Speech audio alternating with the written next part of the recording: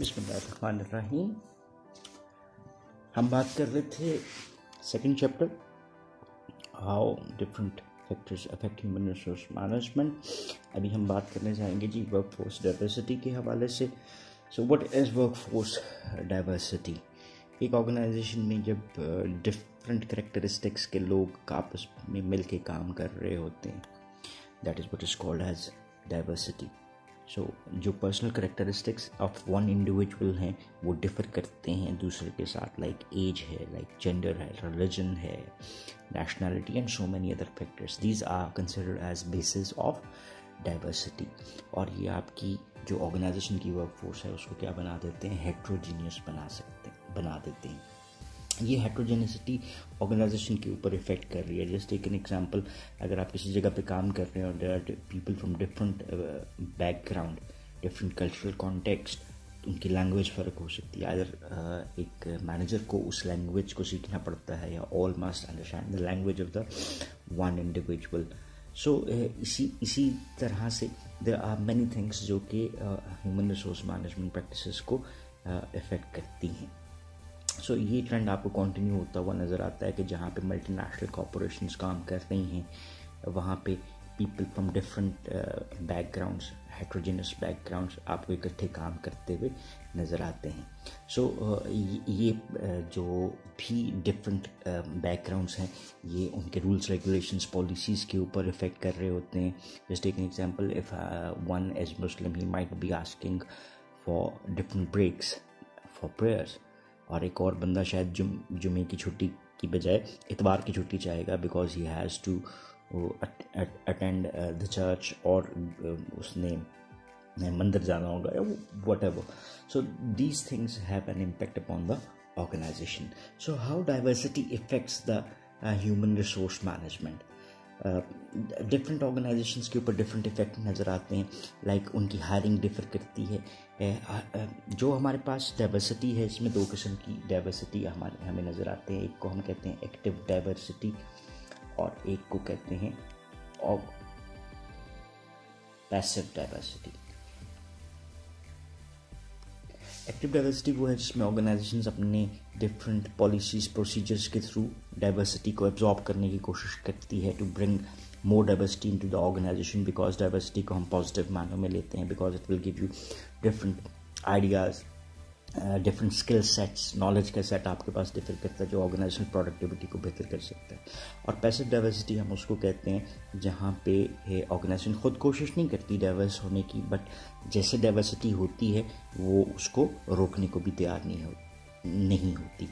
सो workforce diversity जो है employers को इस चीज़ के ऊपर मजबूर करती है कि वो जो कल्चरल कॉन्टेक्स्ट हैं या जो भी डाइवर्सिटी के इश्यूज़ आपको नज़र आते हैं उनको एब्जॉर्ब करने की कोशिश करे और उन डिफरेंसेस को रिस्पेक्ट करे।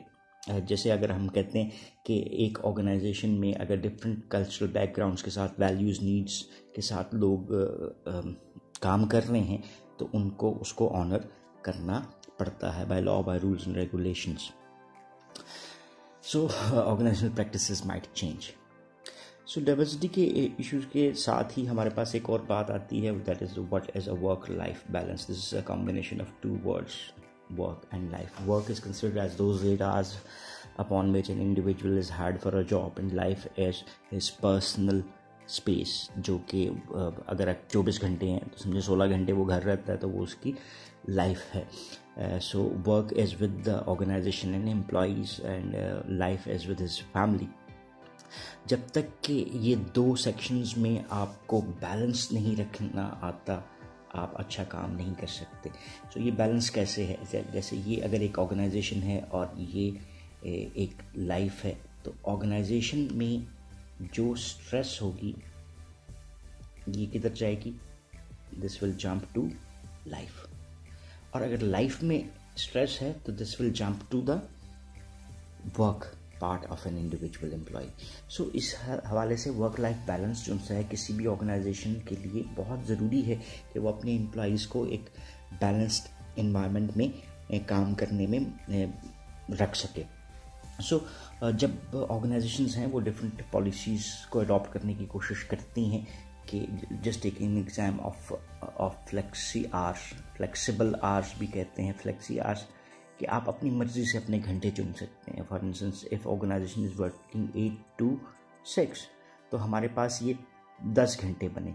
आप 8 से 4 काम कर लें, आप 9 से 5 काम कर लें, या 10 से 6 काम कर लें। It depends upon the organisation कि वो आपको किस तरह से अलाउ करती है। ये आपको अपने वर्क और फैमिली लाइफ को बैलेंस रखने में हेल्प कर सकता है। Compressed work weeks is another example of compressed work week. एक वीक में 40 से 48 घंटे आपने काम करना है। You work 10/4 that is equal to 40 hours, and then आपके पास 5वां, 6वां और 7वां दिन रिलैक्स है, फ्री है।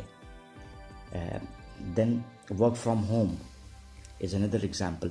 So organizations को HR practices में अपनी इन चीज़ों को ऐड करना पड़ता है। लाइक फीमेल वर्कर्स के हवाले से day care centres is another activity जो कि वर्क लाइफ बैलेंस को रखने में हमें हेल्प कर सकती है।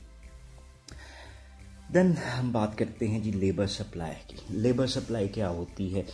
हमने जब बात करते हैं लेबर की डिमांड की, तो हमें कितने लोग चाहिए, और सप्लाई की जब हम बात करते हैं तो where the workforce is available from which we can hire, that is considered as supply.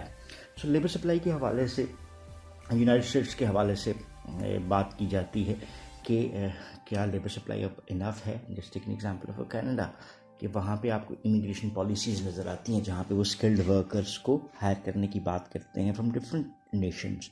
So they have lesser labor supply, lesser skilled workers, so they need those workers from outside their country. So इसमें आपको different aspect नज़र आते हैं कि कुछ countries हैं जो कि आपको नज़र आती हैं as shortage of skilled labour के कंटेक्स्ट में।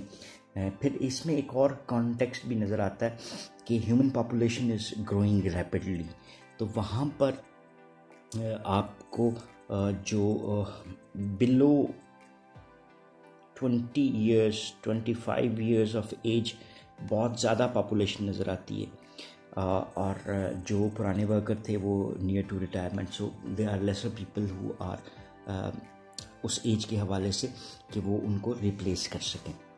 सो दीज आर फ्यू इश्यूज़ जिसको कंसिडर करना हमारे लिए बहुत ज़्यादा ज़रूरी होता है as a human resource manager अपनी रिक्रूटमेंट एंड सिलेक्शन को मैनेज करने के लिए। देन हम बात करते हैं why do organisation lay off employees during shortages. हमारे पास 3 ऑप्शंस नज़र आते हैं of lay off. Lay off किसको कहते हैं? जब एक ऑर्गेनाइजेशन कि अपने एम्प्लॉइज को अपनी वर्क एक्टिविटीज से हटा देती है, that is what is called as a layoff. इसमें देयर आर different issues. First is downsizing. That is an activity by any organisation जहाँ पे वो कुछ जॉब्स को अपने हिरार्की से एलिमिनेट कर देती है। जैसे फर्ज करिए अगर हम ये बात करते हैं, ये हिरार्की है और ये जॉब मैंने ख़त्म कर दी, ठीक है, और ये 2 रिमेनिंग रहेगी। Elimination of 1 job from the hierarchical level is considered as downsizing. Rightsizing किसको कहते हैं? जहाँ पे हमारा जो ऑर्गेनाइजेशन का एक पर्पस है, जो गोल्स हैं, उसको मीट करने के लिए हमें जितना ह्यूमन रिसोर्स चाहिए होगा उतना हम देंगे। That is what is called as rightsizing. That is more ethical term which is been used by organisation. और देन आपको नज़र आता है कि कुछ एक्टिविटीज़ जो ऑर्गेनाइजेशन अपने एंड के ऊपर नहीं करती या नहीं करना चाहती बिकॉज ऑफ इट्स इम्पैक्ट, शायद वो कॉस्टली होंगी, शायद वो मोर डिफ़िकल्ट हैं, हमें ज़्यादा रिसोर्स उस पर स्पेंड करना पड़ता है, तो हम किसकी तरफ जा सकते हैं? Outsourcing, that is sending the work outside the organization to be done by individuals which are not employed by the organization. So organizations at time अपने आप को ले ऑफ में इन्वॉल्व करती हैं ताकि अपने ऑब्जेक्टिव्स को बेहतर अंदाज में मीट किया जा सके। How do organisations balance labour supply? अब हमारी जो डिमांड है उसी के मुताबिक हमें सप्लाई चाहिए होगी, और उसके लिए हमारे पास एक सेट ऑफ एम्प्लॉइज़ आता है। जैसे पहला ही सेट आता है, इसको हम कहते हैं core workers, core employees. Then हमारे पास डिफरेंट सेट ऑफ एम्प्लॉइज़ आता है, जैसे part time employees, temporary employees और कॉन्ट्रैक्ट वर्कर्स, ठीक है। सो पार्ट टाइम एम्प्लॉइज़ वो होते हैं जो कि लेस देन 40 आवर्स या 48 आवर्स जो भी आपके डिसाइडेड हैं उस पर काम कर रहे होते हैं। टेम्पररी एम्प्लॉइज़ वो हैं जो कि पार्ट टाइमर्स हो सकते हैं, जो कि पीक टाइमिंग्स में हम उनको हायर करते हैं। जैसे एग्जांपल कि हमारा प्रोडक्शन लेवल जो सा है वो इस वक्त हमें रेज्ड चाहिए और उसके लिए हम पार्ट टाइम एम्प्लॉइज़ को ले लेते हैं ताकि जो इंक्रीज डिमांड है प्रोडक्ट्स की प्रोडक्शन की उसको हम मीट कर सकें। And then contract workers are there for a specific time period, like they are part of the organisation as a contract. इसमें कॉन्ट्रैक्ट वर्कर्स भी आ सकते हैं, इसमें सब कॉन्ट्रैक्टर्स भी आ सकते हैं, इसमें कंसल्टेंट्स भी आ सकते हैं जो हमारे लिए स्पेसिफिक एक्टिविटीज़ को परफॉर्म करते हैं। Then they are no more part of the organisation.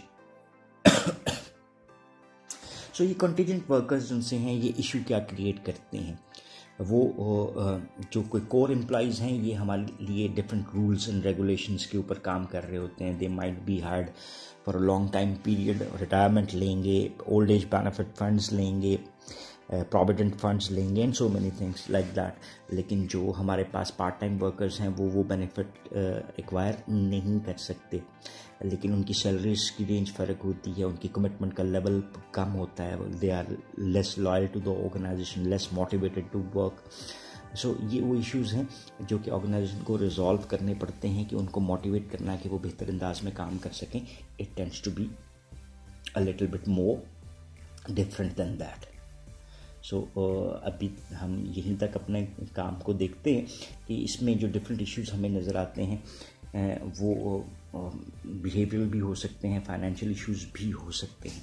सो इसी लेक्चर के थर्ड पार्ट को इंशाल्लाह हम अपनी नेक्स्ट वीडियो में कंटिन्यू करने की कोशिश करेंगे। अभी के लिए हम इसको यहाँ पर क्लोज़ करते हैं। Thank you very much for watching this video. अल्लाह हाफिज़।